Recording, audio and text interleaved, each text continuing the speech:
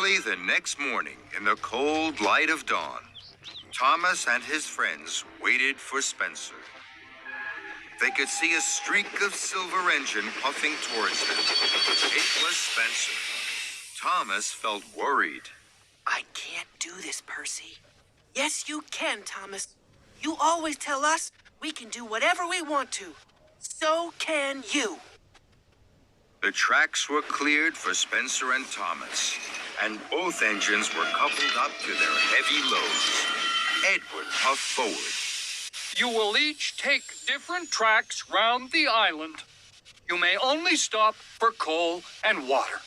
Then Edward whistled long and hard. The contest had begun. Spencer and Thomas pumped their pistons. Thomas puffed off with a heave and a huff. I can do it. I'll puff for longer. I'll show Spencer I really am stronger.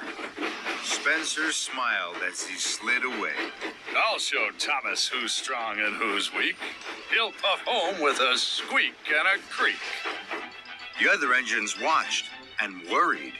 Then they blew their whistles long and strong. Good luck, Thomas! Thomas and Spencer puffed round the island. They clickety-clacked along the tracks. They whooshed through woods, and they huffed up hills. Spencer steamed and smiled. He raced and he roared. Thomas puffed and huffed. He heaved and he hauled. Silly little engine. When will he learn? You can do whatever you want to, and I want to win. Thomas was huffing up a steep slope. He was puffing and panting, and his axles ached. At last, he reached the top. Hooray! I did it! Then there was trouble. There was a clang and a prang. Thomas gasped. Cinders and ashes! I've broken my brakes!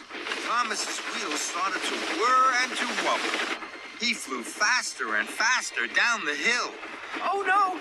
Oh, help! Thomas raced down one hill and rattled up the next. Help! I can't stop!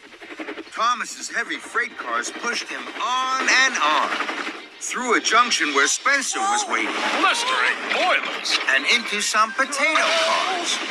Potatoes bounced everywhere, but Thomas sped on into a flatbed of jelly battles. Sticky jelly flew in the air and landed all over Thomas. But still, he went on and found himself rolling along an old rickety track. Ahead, Thomas could see a thick wall of bushes. Fenders and funnels, how can I stop? With a scrunch and a crunch, Thomas crashed into the bushes and came to a stop. Flame and fireboxes. That was scary. Thomas looked around. After the racing and rattling, it was very quiet.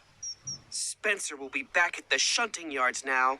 He'll be puffing with pride because he won the contest. And my best friend Percy will be wondering where I am. I don't know where I am.